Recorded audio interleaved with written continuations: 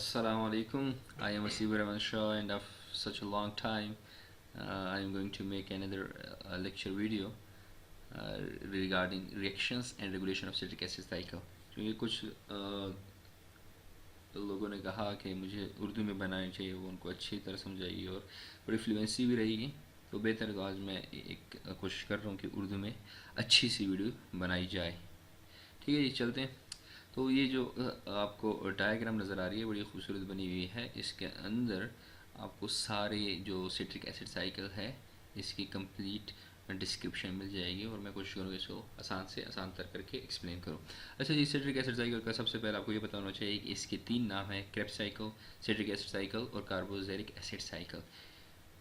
ठीक है, अब चलते हैं। सबसे पहले ये एक प्रोसेस, ये जो स्टेप है, ये स्टेप है रेस्पिरेशन का, सेलुलर रेस्पिरेशन का, एनर्जी यील्डिंग प्रोसेस है। ठीक है जी। अब होता क्या है कि जब आप डाइट लेते हैं उसके अंदर आप ग्लूकोज लेते हैं, जो कि आपको जब एनर्जी चाहिए होती है तो उसकी रेस्पिरेशन होती है और वो एनर्जी रिलीज़ करता है। सबसे पहला स्टेप उसका होता है जो कि एनारोबिक और एरोबिक में सेम होता है। उसमें ये होता है कि जो ग्लूकोज है उसकी हाइड्रोलिसिस होती है, ग्लाइकोलिसिस होती है, सॉरी। तो ग्लाइकोलिसिस में क्या होता है कि दो वो स्प्लिट होता है ग्लूकोज और तीन तीन कार्बन के दो मॉलिक्यूल बनते हैं, डैप और एक दूसरा है dihydroxy acetal, dihydroxy acetone phosphate और डैप बनता है। ठीक है, दोनों मतलब फिर बन जाते हैं और आखिर में उनकी जो लास्ट फॉर्म होती है वो पायरुविक एसिड या पायरुवेट होती है। अच्छा, अब इस पायरुवेट को या पायरुविक एसिड को सिट्रिक एसिड साइकिल में जो उसका नेक्स्ट स्टेप है, नेक्स्ट फेज कह रहे, स्टेप कह रहे, नेक्स्ट प्रोग्राम कह लें, उसमें इंटर होने के लिए ज़रूरत है कि वो एसिटाइल को ए इंटर हो सकता है, पायरुविक एसिड या पायरुवेट का इंटर नहीं हो सकता। तो अब क्या होता है कि ये पायरुवेट जो है या पायरुविक एसिड एसिटल कोए में कन्वर्ट होता है। अच्छा, ये एसिटल कोए और ऑक्सैलो एसीटेट आपस में रिएक्शन करते हैं और ये रिएक्शन कराता है जी इनके बीच में एक एंजाइम होता है जिसे सिट्रेट सिंथेज कहते हैं। जब सिट्रेट सिंथेज आ गया इससे मुराद ये है कि अब ये क्या बन रहा है, सिट्रेट बन रहा है।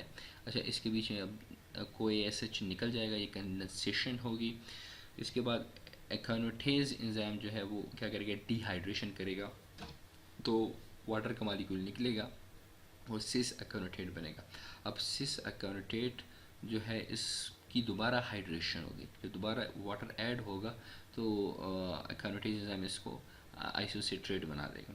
जब आइसोसिट्रेट जो है इसकी ऑक्सीडेटिव डी कार्बोक्सिलेशन होगा। डी कार्बोक्सिलेशन से मुराद ये है कि कार्बन डाइऑक्साइड यहाँ पे निकल रहा है।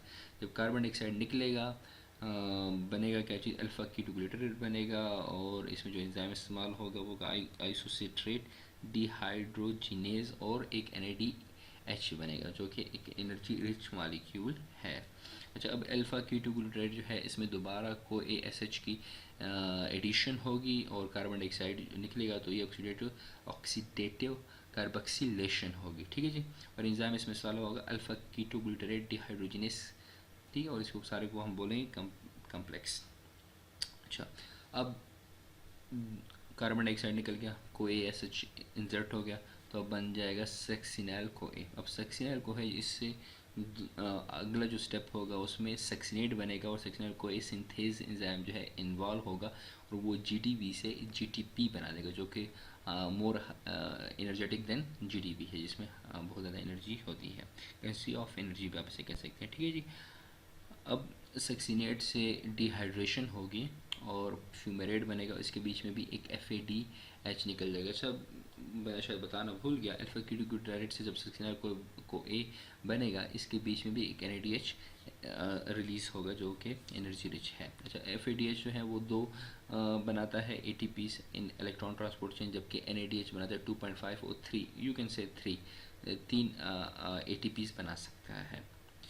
ठीक है जी। अब फ्यूमेरेट से दोबारा हाइड्रेशन होगी फ्यूमेरेट की और उससे मलेट बनेगा और मलेट से फिर दोबारा डिहाइड्रेशन होगी तो हाइड्रोजिनेशन, डिहाइड्रोजिनेशन, ऑक्सीडेटिव रिएक्शन, सारा प्रोसेस इसी पे मुश्तमिल है। जब दोबारा डिहाइड्रेशन होगी, डिहाइड्रोजिनेशन होगी सॉरी मलेट की, तो NADH एक और रिलीज़ होगा तो 3 NADH बनते हैं और इसमें एक FAD बनता है, FADH बनता है और एक ही AGTP बनता है। तो ये आपको याद रखनी है और ये भी आपको याद होना चाहिए कि इनसे फिर फर्दर कितने NADH बनते हैं, टोटल कितने अल्टीमेटली हमारे पास ATPs आते हैं। ठीक है जी।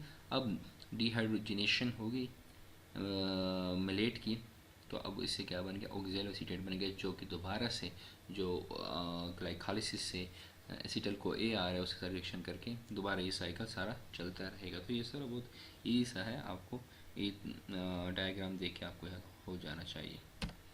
अच्छा जी, तो हमने रिएक्शंस तो पढ़ लिए, अब हम पढ़ेंगे कि सिट्रिक एसिड साइकिल है ये सिर्फ कैटाबॉलिज्म ही नहीं करता कार्बोहाइड्रेट्स की या ग्लूकोज की, आप कह लें कार्बोहाइड्रेट, ग्लूकोज से कार्बोहाइड्रेट है। अच्छा, तो इसमें 20 कुछ और ऐसी चीज़ें भी बनती हैं जो कि आगे एनाबॉलिज्म में इस्तेमाल होती हैं, जो बायोसिंथेटिक इंटरमीडिएट्स हैं वो भी बनते हैं इस साइकिल में। और कैसे बनते हैं हम देखते हैं इसको। In aerobic organisms citric acid cycle is an एम्फीबोलिक pathway. अच्छा, एम्फीबोलिक पाथवे से मुराद ये है कि ये कैटाबॉलिज्म और एनाबॉलिक प्रोसेस दोनों में इन्वॉल्व है, दोनों को सर्व करता है। ठीक है। अब besides role in oxidative catabolism carbohydrate fatty acids and amino acids cycle provide precursor for the many biosynthetic pathways. बहुत सारे और जो बायोसिंथेटिक पाथवेज हैं उनके लिए भी ये रॉ मटेरियल प्रोवाइड करता है, प्रिकर्सर्स प्रोवाइड करता है, अमाइनो एसिड्स बनाता है, फैटी एसिड्स बनाता है। कैसे बनाते हैं हम देखते हैं। अच्छा जी, आगे चलें। Biosynthetic precursor produced by an incomplete citric acid cycle in anaerobic bacteria। anaerobic bacteria से मुराद ये है कि वो बैक्टीरिया जो कि ऑक्सीजन की गैर मौजूदगी में रहता हो। अच्छा, biosynthetic precursor produced by an incomplete citric acid cycle in anaerobic bacteria, anaerobic like alpha ketoglutarate dehydrogenase and therefore cannot carry out the complete citric acid cycle। उसमें क्या होता है कि जो अल्फा कीटोग्लूटारेट है वो नहीं होता। जब अल्फा कीटोग्लूटारेट डिहाइड्रोजिनेज एंजाइम नहीं होता तो उससे क्या होता है कि अल्फा कीटोग्लूटारेट से आगे का स्टेप होता नहीं है। जब वो आगे का स्टेप नहीं होता तो ये अल्फा कीटोग्लूटारेट जो एंटर हो जाता है बायोसिंथेटिक प्रोडक्ट्स बनाने में, जैसे कि एनाबॉलिज्म में एंटर हो जाता है, जैसे कि अमाइनो एसिड्स हो गए, न्यूक्लियोटाइड्स हो गए, हीम हो गया, एक्सेट्रा, ये चीज़ बनाने में लग जाता है। आगे चलें। अच्छा जी, ये बड़ी अच्छी डिस्क्रिप्शन है, इसमें आपको कुछ और अच्छी तरह समझ आ जाएगा। Role of the citric acid cycle anabolism. जो एनाबॉलिज्म है छोटे मालिक्यूल से बड़े मालिक्यूल बनना। एनाबॉलिज्म से मुराद ये होता है कि छोटे मालिक्यूल्स मिल के बड़े मालिक्यूल्स बनाए, और कैटाबॉलिज्म से मुराद ये होता है कि जो बड़ा मालिक्यूल है उसको आप टुकड़े टुकड़े करें, छोटे छोटे मालिक्यूल से बने, तो उसको हम कैटाबॉलिज्म बोलते हैं। ठीक है जी। Intermediates of the citric acid cycle are drawn off as precursor many biosynthetic pathways. कैसे होता है ये देखें।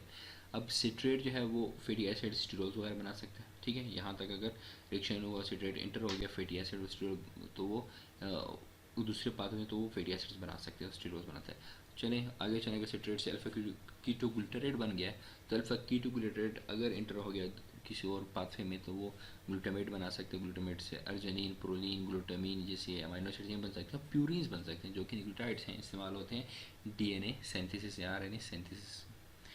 अच्छा जी, अब फॉर एग्जांपल अल्फा कीटोग्लूटारेट से बात आगे चली, सक्सिनाइड को ए बन गया। अब सक्सिनाइड को ए जो है वो पोरफायरिन हीम्स और हीम्स बना सकते हैं। पोरफायरिन जो है वो क्लोरोफिल के अंदर होते हैं जो कि फोटोसिंथेसिस में काम आते हैं, और हीम जो है वो रेड ब्लड सेल्स में होते हैं, हीमोग्लोबिन के साथ लगे होते हैं जो ऑक्सीजन कैरी करते हैं। तो ये बहुत इंपॉर्टेंट प्रिकर्सर्स बनाता है जो आगे अदर पाथवेज में जा सकते हैं। अच्छा, सक्सिनाइड को इससे आगे चलते हैं। अगर मिलेट बन गया और उससे आगे फिर ऑक्जेलोएसीटेट बन गया तो ऑक्जेलोएसीटेट जो है वो फास्फोइनोल पाइरुवेट बना सकते हैं जो कि आगे ग्लूकोज बनाने में काम आ सकता है, या अगर वो एस्पर्टेट बना सकता है, एस्पर्जिनिन बना सकता है, पायरामाइडीन बना सकता है जो कि अगेन न्यूक्लियोटाइड्स हैं DNA RNA उसमें काम आते हैं।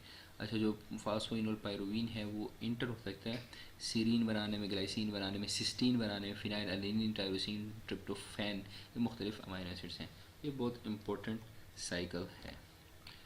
रेगुलेशन हम इसकी कैसे करते हैं, कैसे कर सकते हैं, या इसकी रेगुलेशन कैसे हो सकती है, कैसे होती है कि कब ये रिएक्शन होना चाहिए, कब नहीं होना चाहिए, कब इसको स्टॉप होना चाहिए। वो स्टॉप तब होता है जब वहाँ पे ATP हो गया, जो PDH है, पायरुवेट डिहाइड्रोजिनेस कम्प्लेक्स जिसे हम कहते हैं, पायरुवेट डिहाइड्रोजिनेस कम्प्लेक्स। अब ये जो पायरुवेट डिहाइड्रोजिनेस कम्प्लेक्स है ये एंजाइम्स और वो साथ मिलकर मुख्तलिफ काम करते हैं। तो इस एंजाइम के एलोस्टेरिक साइड पे एलोस्टेरिक साइट वो होती है जो कि एक्टिव साइट के अलावा एक और दूसरी साइट होती है, वहाँ पे ये एटीपी वगैरह ये जो एनएडीएच हैं, एनर्जी रिच मालिक्यूल्स हैं, ये अटैच होते हैं और उसको कहते हैं कि अब देखो एनर्जी काफ़ी है तो आप आगे प्रोसीड ना करें। तो ये इस तरह करके कंट्रोल होता है, इसकी रेगुलेशन होती है सिट्रिक एसिड साइकिल की। अच्छा, व्हेन दीज रेशियो डिक्रीज, तो जब ये चीज़ें कम होती हैं तो वहाँ पर बाइंड नहीं करती allosteric activation, allosteric pyruvate oxidation result, तो वहाँ पे क्या होता है कि ये रिएक्शन स्टार्ट हो जाता है क्रेब्स साइकिल का, तो वो फिर बनाता है मुख्तलिफ एनर्जी रिच मालिक्यूल्स बनाता है जो कि एनर्जी यील्ड करते हैं, एन वगैरह या एटीपी वगैरह जो है एनर्जी बनती है उससे निकलती है। अब feedback inhibition by succinylchoacetate and ATP also slow the cycle by inhibiting early steps in muscle tissue. Calcium plus 2 signals contraction and, as shown here, stimulates energy yielding metabolism to replace the ATP consumed by contraction. जैसे मैं बता चुका आपको, ये आप देखिए। अच्छा जी, उम्मीद है कि आपको ये एक छोटी सी काविश पसंद आई होगी। मैंने आप लोगों के कहने पे ही इस बार उर्दू में बनाई है और ये अच्छा मशवरा था, और मैं आप लोगों से और भी फीडबैक की तवक्को करूँगा। कोई भी कमेंट हो, किसी भी टॉपिक पे कोई चीज़ बनवानी हो, कुछ पूछना हो, आप बिला झिझक कह सकते हैं कमेंट्स में, और कोशिश करें कि अगर किसी ने सब्सक्राइब नहीं किया तो चैनल को सब्सक्राइब कर लें, लाइक करें, शेयर करें और दुआ में याद रखें। अल्लाह हाफिज़।